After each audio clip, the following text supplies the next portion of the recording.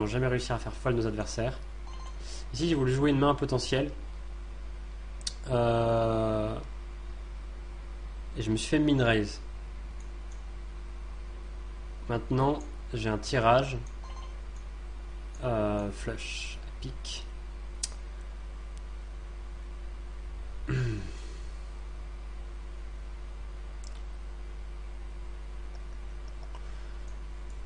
Je pense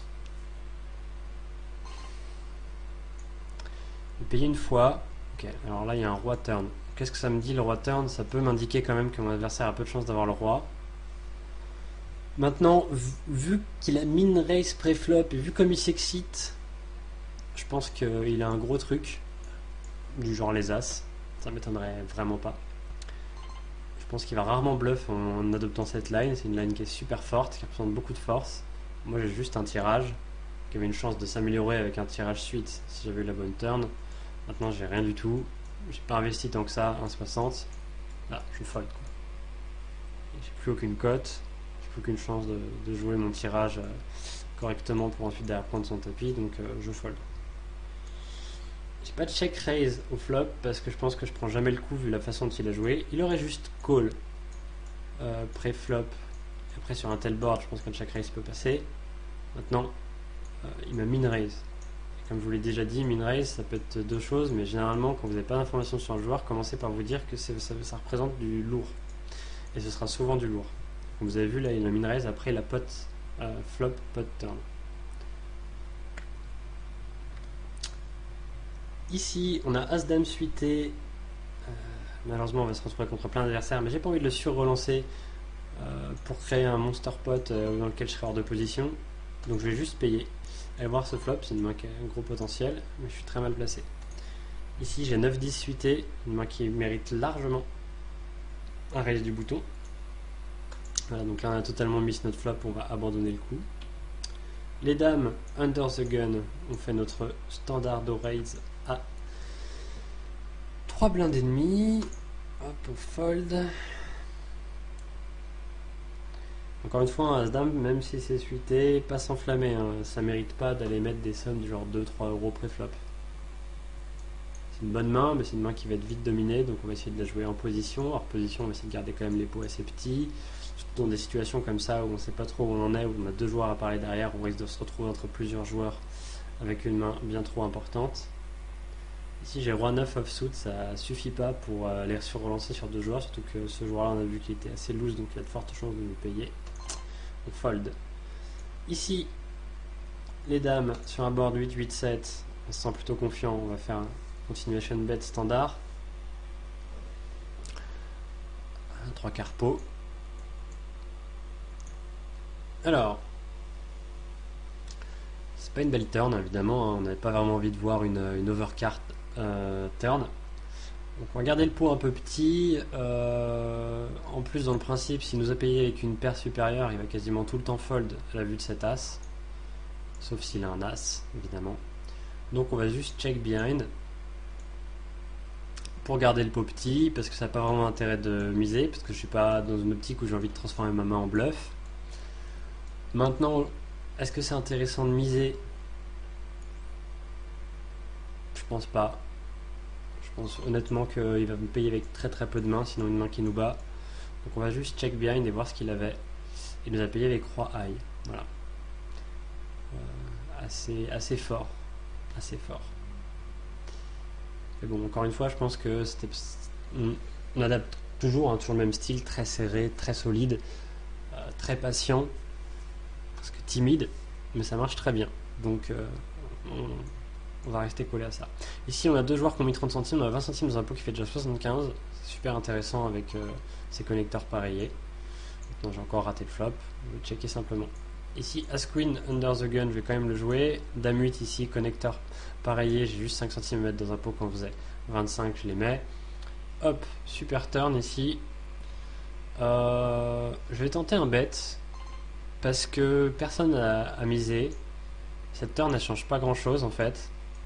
Et je pense que s'il y avait eu du jeu au board, au flop, quelqu'un aurait misé. Donc il y a de fortes chances qu'ils aient rien chacun de leur côté. Moi, donc il y a une forte probabilité que je prenne le coup en fait sur le bet à la base. dans le raisonnement, c'est logique. Maintenant, en plus de ça, j'ai un tirage, la turn m'amène un tirage flush et un tirage suite. Ça veut dire que, au pire, si je suis payé, j'ai énormément d'outs pour faire un gros jeu à la river. Donc dans tous les cas, c'est intéressant. Je me fais payer, j'ai construit un pot, je l'ai touché, ma main, je peux faire un bon value bet river. Ici, on va profiter de la position bouton à case 9 suité. Et sinon, de toute façon, j'ai de fortes chances de prendre le coup ici avec mon 6-8 suité, parce que sur le board, vu la tête qu'il avait, personne n'en voulait, personne n'a misé, forte chance que personne ne l'ait touché. Le 7 va pas changer grand chose. Ça aurait été un as ou une dame, je dis pas, ça change quand même pas mal la donne. Ça peut avoir touché l'éventail de mains qu'ils ont des chances, qu'ils ont une chance d'avoir. Mais par contre, là, il y a peu de chances que ça change grand chose à la donne, donc je mise. Important ça, ce coup était intéressant, la 6-8 suité, c'était intéressant je pense. Comprendre quand est-ce qu'il faut miser, quand est-ce qu'il faut pas miser, quand on débute, c'est intéressant. Je pense que là c'était un spot intéressant. Ici j'ai une paire de 8, vraiment, on voulait aller toucher un brelan. Ici le flop est vraiment effrayant, il peut avoir quoi? Il peut avoir un roi, il peut avoir une tonne de choses ici avec ses 20 centimes misés, et nous on n'a rien, donc si ce n'est une paire de 8 avec 2 overcards et pas de tirage et rien, donc on fold tout de suite. On se pose pas la question, on se dit pas ah oui j'ai quand même une paire de 8, je vais miser. Non, on l'a déjà dit, on rentabilise les bonnes mains et on minimise la casse sur les mains moyennes ou à tirage. On essaie de jouer un tirage le moins cher possible. Sauf quand on a des énormes tirages, dans ce cas là on va plutôt passer dans le sens inverse et jouer sur la fold equity et tout mettre au flop quand on est sûr d'être devant. Hop, ici j'ai les as. Bah, un peu dommage, on va sûrement prendre que 10 centimes. Voilà, donc on arrive tranquillement sur la fin de cette petite session. Intéressant, beaucoup de spots intéressants qui mériteraient peut-être des discussions un peu plus amples. J'ai peut-être été un peu trop loin sur différents termes aujourd'hui, mais je pense que c'était quand même intéressant. Toujours la même idée, je pense qu'on a bien développé un style sérieux et patient et solide, très solide. Alors ici, on a As-Dame. Bon, ce qu'on va faire, c'est qu'on va faire un petit raise. L'objectif, ça va être d'isoler ce joueur et de le jouer en position et de ne pas se retrouver avec tous les autres joueurs qui callent derrière. En l'occurrence, bon, on a un joueur qui call, ça on n'y peut rien, mais c'est très mal joué dans tous les cas puisqu'il paye 7 blindes alors que derrière il a genre 2,50€. C'est monstrueux par rapport à la taille de son tapis, il n'y a pas vraiment beaucoup de mains qui justifient de faire ce genre de call, même aucune. Parce que comme je l'ai déjà dit, quand on joue la stratégie du petit tapis, on va soit raise, soit fold, mais on va absolument jamais call. Voilà. Bon, maintenant il insta-push au flop, forte chance qu'il ait touché son roi. Moi je vais pas voir plus loin. Ça c'est dommage parce que je pense que bon, il y a de fortes chances qu'il ait une grosse main et puis qu'il ait voulu avoir un maximum. Il y a beaucoup de joueurs qui jouent les as comme ça ou leurs grosses mains comme ça, c'est-à-dire ils call juste dans l'espoir d'attirer un maximum de joueurs dans le coup, ce qui est très mal joué puisque qu'est-ce que ça fait comme effet? Ça comme effet de maximiser les chances de se faire bet beat en fait, tout simplement. C'est-à-dire que je vais juste call avec mes as, comme ça toute la table va call, on va être 5 et ouais, j'ai construit un super pot, j'ai plein d'adversaires pour prendre leur tapis et puis je mise et là je comprends pas, il y avait un mec qui avait 6-8 suité et qui a fait 2 paires et qui m'a craqué mes as. Donc c'est toujours très mal joué. Ici je fold valet 3, j'ai un valet, pas de kicker. Alors, ici je vais juste coller avec mon roi dame suité, pas m'enflammer, je perds mon intérêt à le sur-relancer, même si je suis en position sur lui. Voilà, donc là il y avait eu, pareil, là ici ça a slow play As-2 au flop, très mal joué.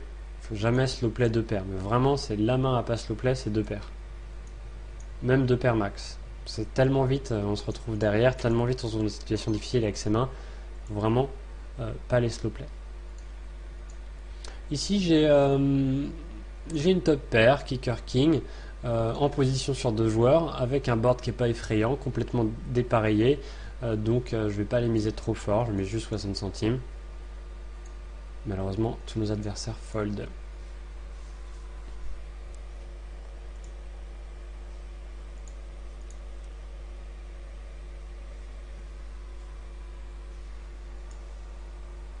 Hop, hop.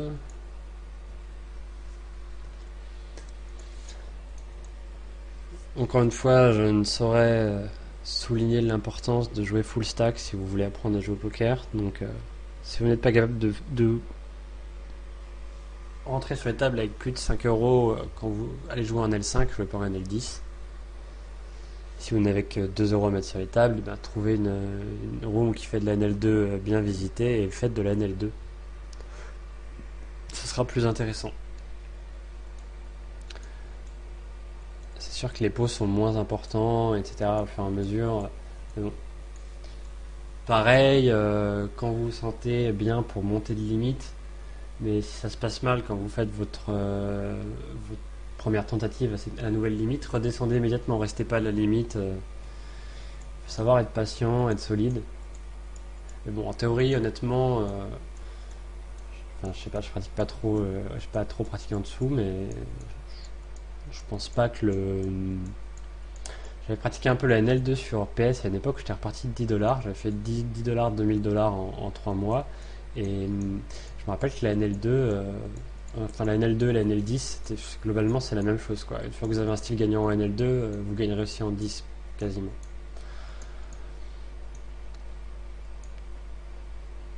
Bon, on va tranquillement mettre fin à cette session. Je sais pas quand je l'avais commencé, mais je pense qu'elle a été plutôt fructueuse et intéressante. As de suité ici, mauvaise position, il y a déjà un joueur qui est rentré dans le coup, donc évidemment on ne le joue pas. On va pas non plus limper parce qu'on a pas envie de se retrouver dans une situation où il y a un adversaire qui raise et puis après on se retrouve dans un pot assez gros avec une main au final qui ne mérite pas et surtout mal positionné. Voilà.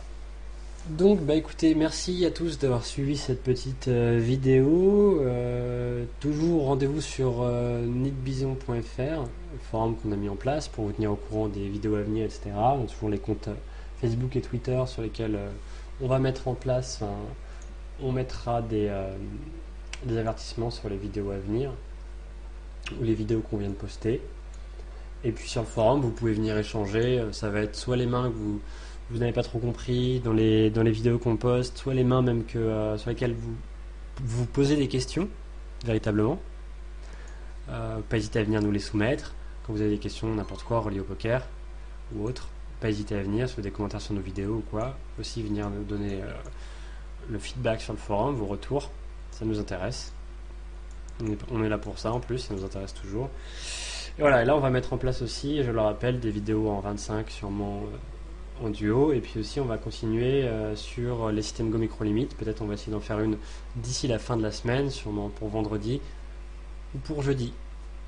On va attendre la fin du roulement de ce coup pour se dire bye bye. Donc on a sur-relancé au cut-off. Ah non, on n'était pas au cut-off en fait, on n'était pas très UTG plus 1 avec As Queen.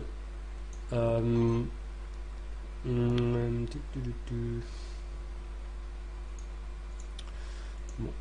en raison initiale, on va quand même continuation bet. Le flop n'était pas supra génial, mais j'ai tendance à quasiment toujours, sauf de rares cas, continuation bet quand j'étais l'agresseur initial.